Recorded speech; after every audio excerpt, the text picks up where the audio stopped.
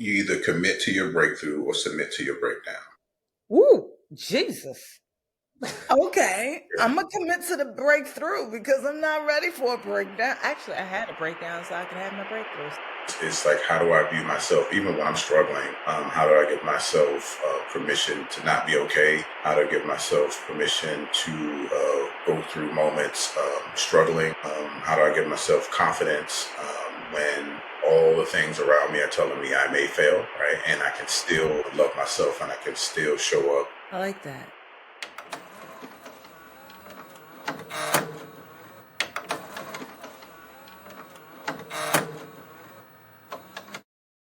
Hey y'all, welcome to another one of our self-esteem mini convos. And this time I had to pick the right one for this conversation.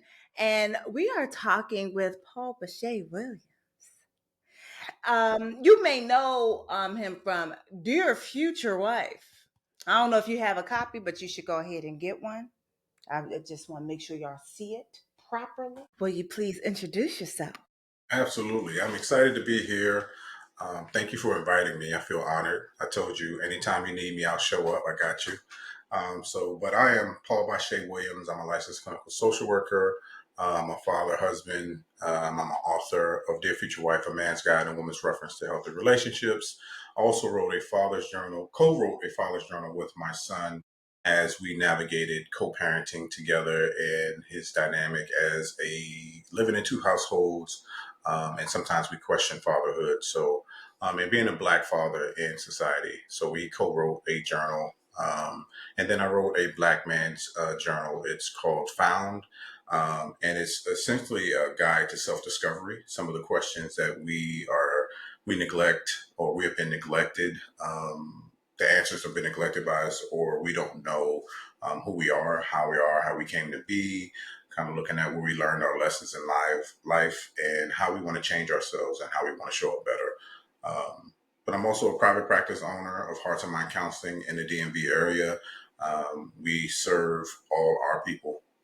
That's our focus. And we also go into the community with Mental Health on My Block, where we provide psychological resources, psychotherapy, psychoeducation. We go into the community, mainly into the I heard is you do all things, hood. which makes sense because your name, Right. born to excel in all things. Yeah, And here you are outside excelling. that's a lot of pressure. A lot of pressure. Or it's a Yeah, okay. Let me write I'm that just down. saying. I'm Let me just write that saying. down. Let me write that down. See, that's why we know who you are, right? Yeah. I'm just thinking about like the Nigerian way or the Yoruba way of naming a child, right? You don't name the child on the first day, you name them on the seventh. Mm. You have to get to know them. You see them and then you name them. And it is said that the child will live up to the names that you give them. I got too many names to count. Amazing. Okay, not that many. I have 11. Okay. But still, that's more than two. Yeah, yeah, absolutely. But a powerful name, prophecy. But it Hmm. can also feel like pressure. So I dig that. Okay. Now, before we get into it, I want to go ahead and do my not so shameless plug of my book, Drink Water and Mind Your Business, in stores today, which is part of the reason why we're having this conversation. This is Drink Water, Mind Your Business, a Black woman's guide to unlearning the BS and healing your self esteem, written by yours truly. And part of the reason why I wanted to do this self esteem mini series, because in the book, I talk about the fact that while we may all present ourselves as the one person who knows things, other people definitely know things and have a different perspective on them. And I wanted to make sure that people could see others' perspectives. And I think you are the first male that I've had do this. So I'm excited to get the male perspective.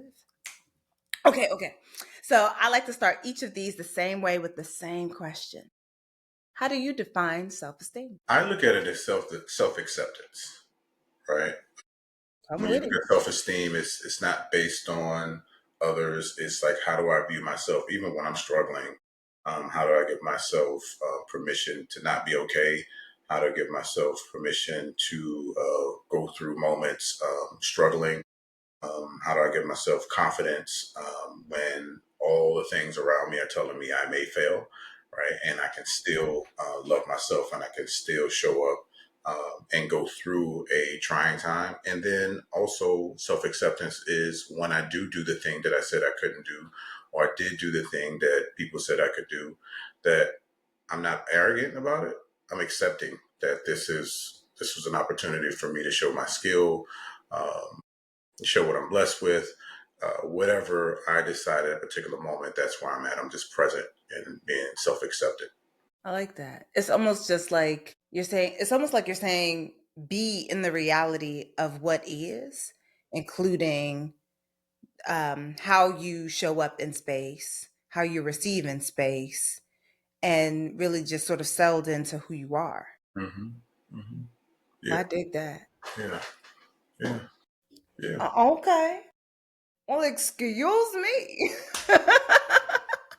So then, how would you say people talk about self-esteem as far as like maybe differing from a male perspective?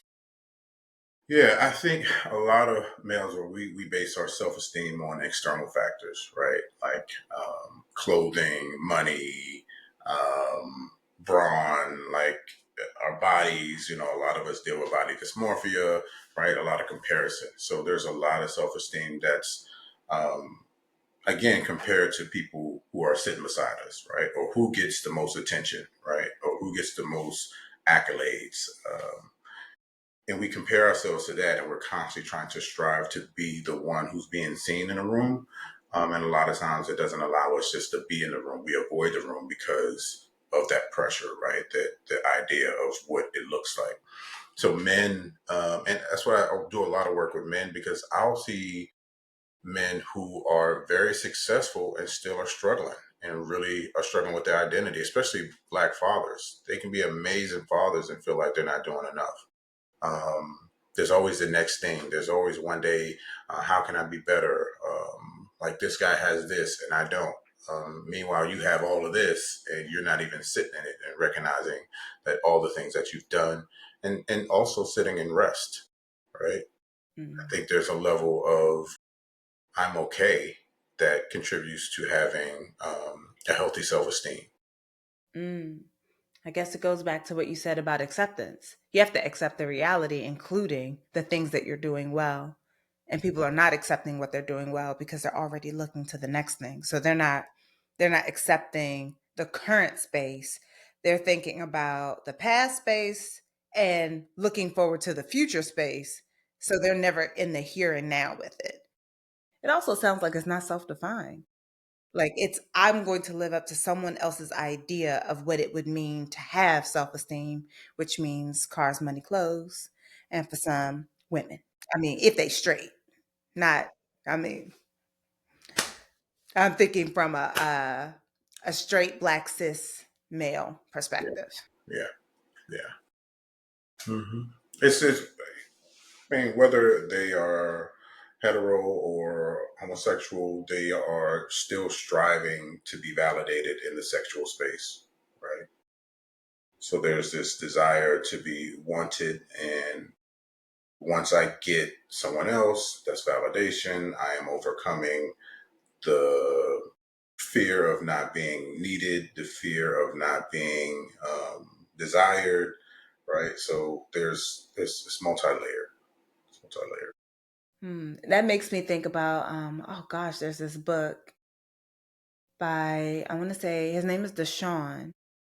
And in the book, he talks about desire, capital D or little d, right? And I'm still in the midst of reading the book. I haven't gotten very far in it because I put it down, read some fiction, bring it back, go. Like, I think I've read like 3 books in the time that I've been reading this one. But one of the things that he talks about with regard to desire, and something that I've also said before, is that like desire people kind of throw it away like it don't really mean anything, but really it means personhood and Mhm. access to personhood. Because the desired person is the person that we believe should also have the right to live and to live well.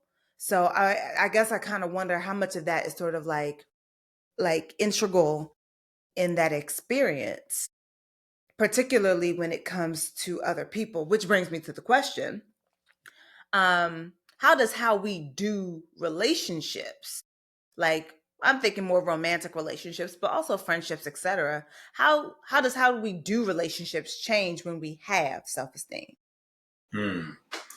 So it's not based on need in a sense that I'm not giving to receive, right? I'm not trying to prove that you should like me, right? I'm not trying to outwork the idea that I lack something. You know, it's a lot of people. We talk about people pleasers. We talk about like I know I can say for myself, I was an Enneagram 2. The Enneagram 2 is the giver, right? And then, but there's an unhealthy side of that giving, right? There's this like I'm going to give because I love to give, but I also at the time that I need it, I hope that you will give back, right? And I hope that you see me giving. I hope that you see me showing up. I hope that you recognize and you see my value in my giving, right? Ooh, And it then sounds like the people that give hoping to get back. Like hmm I want hmm you to be me right, for me. right, You be unfair, me for me. Give right, to me. right, right. Yeah. So you get stuck in that, and then you get angry when that part of you is not seen. That part is not valued to where you want it to be valued. And also, there's moments where you need something and they don't show up for you. Not because they can't, not because they won't, but they don't know sometimes because you're always the giver. So you've never presented yourself as being needed, right? Or needing something. And then I there's the like the other part strong of, friend trope yeah. And then you want somebody to give the way that you give when that's not their style. because there can only be one you. Yeah, You give the way you give, right. but And you're they trying to can't give. outwork your lack of self-esteem. You're that's part of why you're giving so much, right? So it's coming from a deficit. It's not coming from a healthy place. Ooh. And right there, I'm gonna pause because somebody's feelings just got hurt because they recognize themselves in what you just said. I'm gonna say, go on, dry your eye, baby. Dry your eye, grab your journal, write it out, pause here, and then come back. Come back. You know it's you. You know it's you because I know it's been me. I Yeah. have been one of those people that would give and give and give and give and do and do and do and do. And some of it was based off the expectations that I had received, Mm-hmm. right? Like I was a parentified child, the firstborn, first gen, go be a good example for your sisters type. And I don't think I realized how much that like the expectation of the title and the way that the title had been sort of reinforced over time. I don't think that I understood that it made it so that I wasn't my sister's sister. Mm-hmm. I was their third parent. I wasn't their sister. And I've only in the last so many years been able to stop being a third parent and start being their sister. And it has completely shifted the dynamics. Mm-hmm. And I don't work as hard. Yeah. I don't. Because boundaries. Yeah. I finally found some, finally got some. And I think that what you're saying is so important. And I like part of the reason I asked the question is because I saw a video that you did recently where you talked about how someone said that like Paul was the punk, but Jay was the narcissist. Mm-hmm. And I was Mm-hmm. just like, oh shit. Yeah. Yeah. Yeah.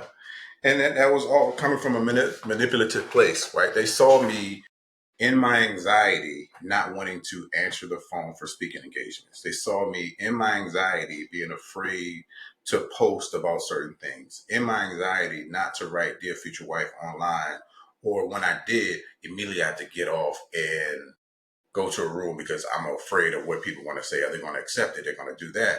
So that was my again anxiety, and that was like the insecurity, and that was like, will I be accepted? And dealing with the whole, you know, you're going for your license. Should you be posting stuff? So it was a whole bunch of different things that were playing a part in that. And then one day I was just like, yo, Bashea, where you at? Show up. And I actually learned that from teaching my son because he had, and I said that in the story, he used to be nervous and anxious before his little basketball games, right? But whenever it's one on one, he's Gotcha. roughhouser, and he's doing everything, shooting from all over Testing the those place. knees. Yeah, right, right. So it was, and that was Nico Fresh. So I said, I need to see. I was coaching his basketball team. I said, I need to see Nico Fresh, and he balled out. So he had a switch. Nico Fresh showed up in games, and he was playing the game, right, being aggressive. So I was like, how can I give that to myself? Mm. So I said, you And know how what? can you embody your Nico Right, Fresh? right. So I said, Bashea, born to excel in all things, do your thing. Like when you show up, and then we'll deal with anxiety later. But when I started to get that attention, I started to answer the yes. That person started to feel insecure because they felt that I was outgrowing the relationship when all they had to do was hold my hand. That's all it was. They eventually apologized because they saw what it was. But yeah, I was struggling. Like my anxiety levels were off the chain. Same. Gosh, so I had a friendship end. I had a friendship breakup. And like when I think back to who I was when we'd met, I was someone who looked like she could play the role of confident. I was good at faking it, but I never actually made it.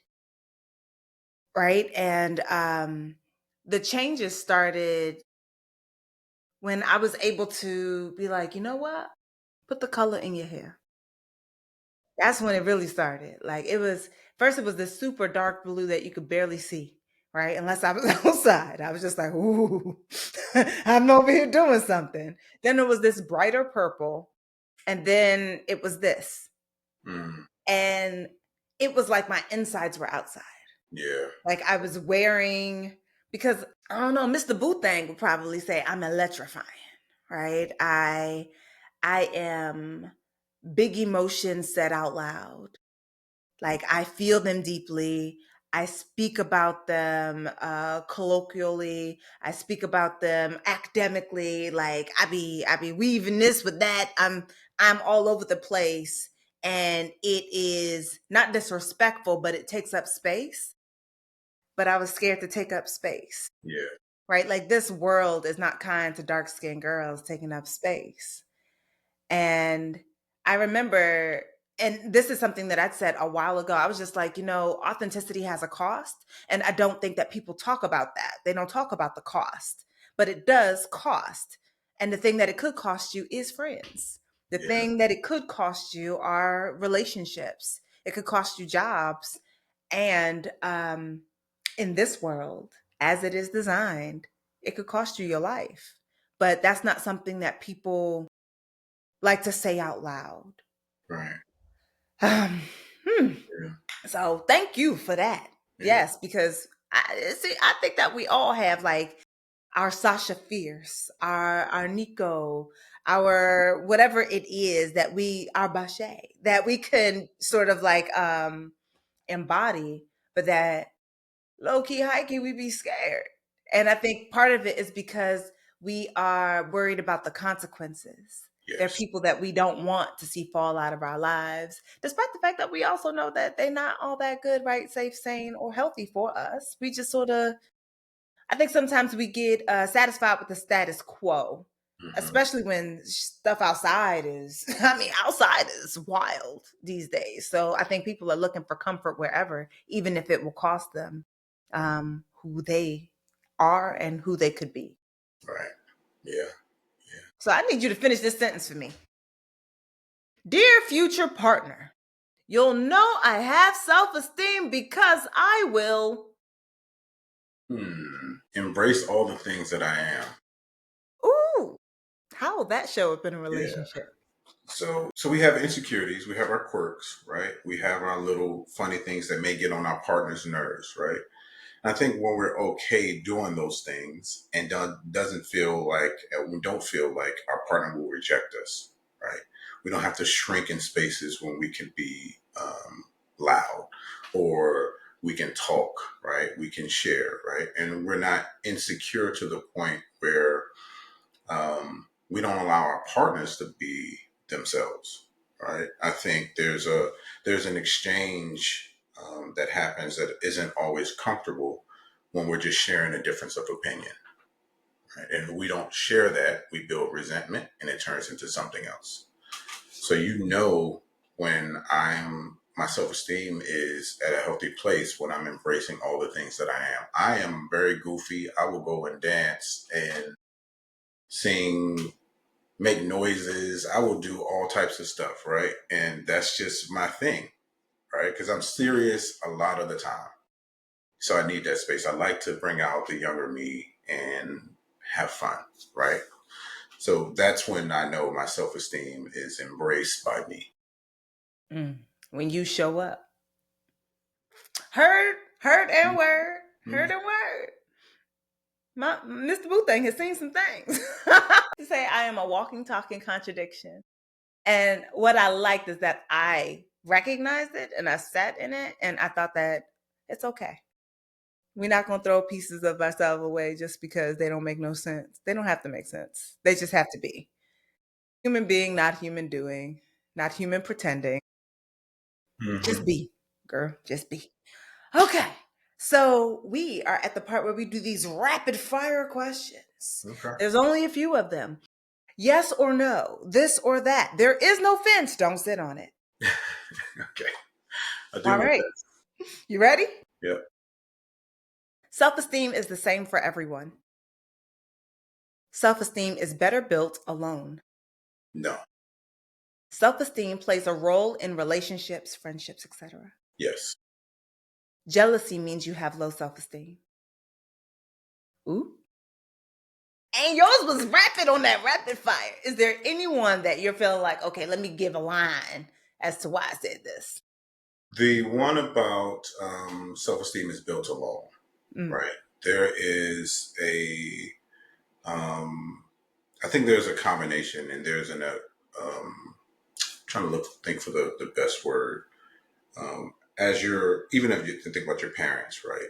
Right. If you are a confident person and they're constantly feeding you negativity, right? They're constantly dumping on you, right? They're addressing or they're attacking your self-esteem, right? Where do I get validation? Right? Because I can validate myself all day. I can validate myself, but if the world is constantly saying no, no, no, then at some point that we need to have some type of validation. We need to have some type of accompaniment. We build a community, right? So there has to be a level of, again, partnership in your self-esteem, validation in your self-esteem, but it doesn't define your self-esteem. Ooh, you just said something there. So in my book, plugging myself real quick, I talk about four types of self-esteem. One of the types I talk about is damaged self-esteem. And damaged self-esteem is the one where inside you low-key feeling yourself. Like you feel like, yeah, I'm the shit. But nobody outside is saying the same thing. There's no confirmation to Yeah, go by. And I say the same thing. You got to get a better tribe. You got to get people around you. yeah, This is also why this book should not be done alone. All these daggone questions, people trying to solo, they're trying to like solo carry this self-esteem. And I'm just like, self-esteem is not self-built. It is mm, a community project. If you don't have it, it's because the community, it's because society, it's because all of us, we failed this group project. mm. People don't like to hear it, but that's my thought. I need to order some books because that would go lovely at my community events. Like, let's go. Let's go. Offline. Offline. We'll talk about that offline.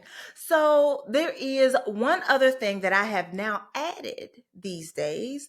And the thing that I've added is that I would like you to leave us with a question that the next person should answer, the next person that I have interviewing.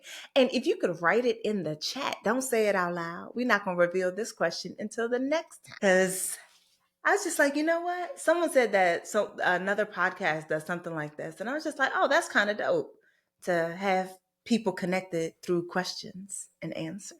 I'm excited for this question. Ooh. Ooh, I like that. That's a good question.